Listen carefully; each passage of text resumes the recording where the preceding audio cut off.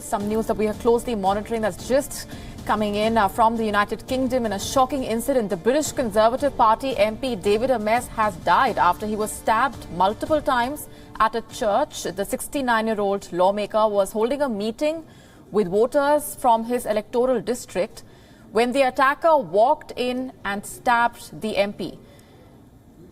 As per the latest coming in, the MP has now passed away. The incident took place at the Methodist Church. The 25-year-old suspect, as per the latest, has now been arrested and a knife has been recovered. The police saying that they were not looking for anyone else in connection with the incident. David Amess represents Southend West in Essex, Eastern England. Let's get in further details now from our correspondent Ollie Barat, who's joining us with the very latest. Ollie, what more do we know at this point? Well, what police are telling us is that they were called to reports of a stabbing at the constituency meeting that was held by Sir David Amess. They say that when they attended, they found a man who was injured. They say this man was treated by emergency services, but sadly, they say, died at the scene. Police also confirming that a 25-year-old man has been arrested on suspicion of murder and a knife was recovered. That man remains in custody.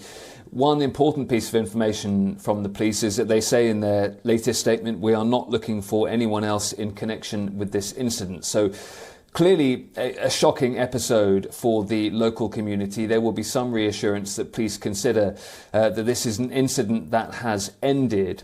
Sir David Amess was 69 years old. He had been an MP for Essex in a couple of different constituencies since 1983. So he was one of the longest serving parliamentarians in the British Parliament, a very well-known Conservative figure. In terms of any motive for the attack, we do not know that yet. So any speculation on that would be just that, speculation. We're seeing tributes pouring in from across the political spectrum. We had been already when the news of the stabbing emerged, but now that the confirmation that Sir David Amess has died, we're seeing those tributes continue to him. Matt Hancock, the former Health Secretary, a fellow Conservative, for example, saying he's just devastated and in shock. He says he was so kind and cared so much about Southend, always selfless and had time for anyone. Kwasi Kwarteng, who is the UK's current Business Secretary, also a fellow Conservative MP. Sir David was a thoroughly decent, kind and thoughtful man, an exemplary Member of Parliament. Emily Thornbury, who is a senior Labour opposition politician, saying deeply shocked and saddened to hear of the death of Sir David. She points out that he was killed whilst fulfilling his duty of public service. She calls it terrible news. Now, one of the reasons that Westminster is so saddened by this episode is not just because of the circumstances of the death of Sir David Amess, it's also because it brings back some very painful memories indeed. In 2010, Stephen Timms, the Labour MP, was attacked in a constituency meeting, had to spend several days in hospital. His attacker ended up going to prison. And then, of course, in 2016, the MP Joe Cox was attacked outside a constituency meeting in the north of England and later died. So we've also been hearing from the Joe Cox Foundation, which was set up in her memory. The Joe Cox Foundation saying, we're horrified to hear the news of the attack on Sir David Amess MP. We are thinking of him, his family and loved ones at this distressing time. Brendan Cox, we've also heard from, the husband of Joe Cox, who died in 2016 in that attack. He said, attacking our elected representatives is an attack on democracy itself. One of the clear messages we are getting in all the tributes from parliamentarians, as I say, across the political spectrum, is that this is a man who is not just devoted to his constituents, who fought on behalf of local matters here in London for his constituents, but also of a man who was not just respected, but very much liked around Westminster as a person. We keep hearing words like kindness, about him being selfless, about his generosity as well. So there is real sadness in Westminster. And going back to that idea of Joe Cox having been killed in 2016, Stephen Timms having been attacked before that, we've seen other attempted and plotted attacks on parliamentarians. Many MPs here in the UK do feel that safety, security is a real and growing at times issue. Many say that they don't feel entirely safe when they hold meetings in their constituency, when there is no security put in place for them. It can be just them and a member of staff or two. And of course, they advertise the fact that these meetings are going to take place. David Amess had put on his Twitter feed ahead of this very meeting exactly when it was happening, exactly where it was happening as well. MPs are very, very keen to make sure that they are representing their local voters, their local constituents, the local issues that matter to them, and they therefore go back to their constituencies every week and make sure that they are talking to voters, talking to constituents in person. That in itself raises all sorts of security issues and questions, and I think that debate around how much security should be extended to MPs is only now going to intensify after the death of Sir David Amess in Essex. Absolutely, Ollie. Let's also talk about the MP's illustrious career, having been one of the Parliament's longest-serving members and leaving behind a legacy, having served in multiple capacities as a part of his political career.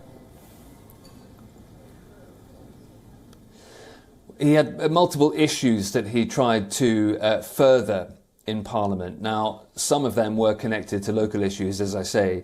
Others were not. He was certainly known as a social conservative. He was a supporter of Brexit in the run-up to that 2016 vote. Certainly considered part of the more traditional wing of the Conservative Party. But a lot of the tributes that are being paid to David Amess do come back to that idea that he really devoted his career not to trying to further his own agenda when it came to his own ambitions. He really was looking out, his constituents say, for them. And he was re-elected time after time in what at times was a pretty safe seat in Essex. But this was a man who decided clearly that instead of trying to climb the ministerial ladder and reach high office in the UK, that actually he wanted to make sure the most important work for him was representing the issues that really mattered to the constituents that voted him in time and time again.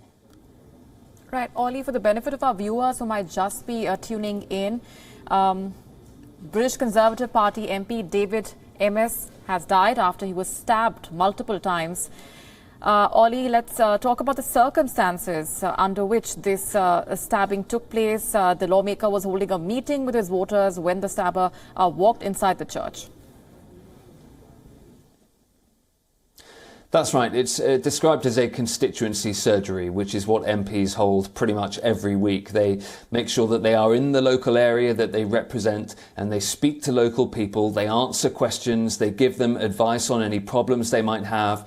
It can be that a constituent comes in and says they want a particular issue raised, and the MP will be able to come back to Westminster here in London and make sure that they're doing something to raise the questions and queries and problems that their constituents want them to talk about and want them to address, sometimes trying to bend the ear of government ministers, for example, to push forward with legislation on particular issues. Now, at this constituency surgery, there was a stabbing, and police were very quickly called, very quickly on the scene. There were also ambulance services deployed to the scene very, very quickly indeed. David Amess was then treated at the scene by paramedics, although the statement from the police says that David Amess died at the scene, sadly, they say. Police also saying that at that scene a knife was recovered. They also say that a 25-year-old man was arrested on suspicion of murder. That man remains in custody. Crucial point as well from the police is that they are not looking for anyone else in connection with this incident. That's what they say in their latest statement. And that means that the police believe that this is an episode that has concluded, that there is no wider, broader threat to the public at this time. No less shocking for that fact, but it will give people who live nearby, I think, some reassurance that police aren't, for example, looking for an attacker. They have a suspect in custody. David Amess, 69 years old, had been an MP in the area since 1983, considered one of the most well-respected MPs in Westminster. That's not to say that opposition MPs agreed with all his views, which many on the left, for example, thought were very socially conservative and would have been in opposition to. But MPs across the political spectrum are paying tribute to David Amess and saying that they believe that he was a man who was very kind and generous to them in person. When I say across the political spectrum, that goes as far as the Scottish National Party, Nicola Sturgeon, the leader of the SNP, describing it as dreadful news. We talked about the fact that we've heard from the Labour leader. We've also heard from the deputy leader of the Labour Party, Angela Rayner. She said she was horrified and said that her thoughts were with the family. David Cameron, a former Conservative Prime Minister, had tweeted before we had confirmation that David Amess had died. He called it alarming and worrying news. Of course, he would have been a Prime Minister that David Amess served as fellow members of the Conservative Party. Stephen Timms tweeted earlier on, before David Amess's death had been confirmed. He is the Labour MP who was attacked in a constituency surgery back in 2010, and after a hospital stint did survive. He said he was appalled to hear of the attack. He said he knows him well. This was an incident that took place in Belfairs Methodist Church. Often it is church halls and venues and buildings like that that MPs use for constituency surgeries. Some of those surgeries are held in perhaps the more predictable environs of their constituency offices, which some MPs feel safer having those meetings in those locations. David Amess was clearly one of those MPs who wanted to make sure that he also had constituency surgeries and meetings and advice sessions out in the community. And as I say, he had advertised the location that he was going to be at. So many MPs feel that it's so important to be out in their constituencies talking to voters all of the time. And that, of course, raises security issues in and of itself, because MPs, of course, cannot predict exactly who is going to come and see them on any given day and what grievances they might have. Right, so when we talk about these constituency surgeries, Ollie, explain to our viewers what the security presence at such venues is like. Well, often, effectively, nothing. This was an issue that after the killing of Joe Cox became front and centre in the political debate, and extra advice was given by police. There were some constituency meetings at times at which police went and stood outside. That doesn't really happen currently. And so while police are giving advice to MPs about how best to protect themselves, and while police are trying to monitor any intelligence or information that might lead them to believe that a particular MP was in danger or under threat for a particular reason, and they might advise that MP not to hold a meeting on any given day if they had any worries or fears about safety. But generally what we do not see is security or police standing outside or inside these meetings. It may well have been the case that David Amess was only with one or two staff with him. A lot of MPs talk about the very small measures that they can take at these types of meetings to feel a bit safer. Some of them say they do make sure that as many of their members of staff, but MPs have small staffs normally, are there as possible. Some say they make sure that they have the doors open or they can see an exit. They have a desk in between them and the people that are coming to talk to them, just to give them some separation and some sense of an ability to keep themselves as safe as possible. But that issue is now going to become a very live debate again about whether the police should be doing more, whether more security should be extended to parliamentarians as they put themselves right in the front line in terms of meeting the public on a weekly basis. All right, Ollie, before we let you go, a quick update on the investigation so far.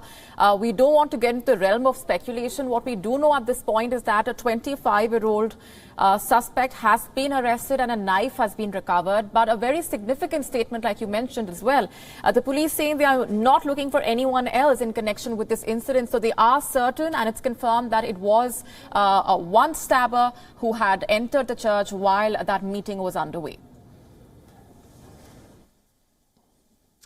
That's certainly the picture that the police are painting, yes, of an incident that is over, that has concluded with a suspect in custody and that knife recovered from the scene. We're told that Boris Johnson and Home Secretary Priti Patel are on their way back to London. I'm sure we'll hear from the Prime Minister at some point soon. Home Secretary Priti Patel too, given her remit when it comes to safety and security and policing. The tributes continue to pour in, as I say, from parliamentarians, from journalists, from constituents, from people who knew Sir David Amess. This really is sending shockwaves around Westminster. An incident like this has happened before with Joe Cox, but I think all MPs hoped that that would be the last one they ever saw. Clearly, it isn't, and as I say, that is just going to intensify the debate about how MPs can be kept as safe as possible, given how much they put themselves in front of members of the public. Oli Barat, we're leaving it there for the moment, but this is a developing story and we will continue to keep a close eye on the latest developments and updates coming in on that front. Thanks very much for the moment. WION now available in your country. Download the app now. Get all the news on the move.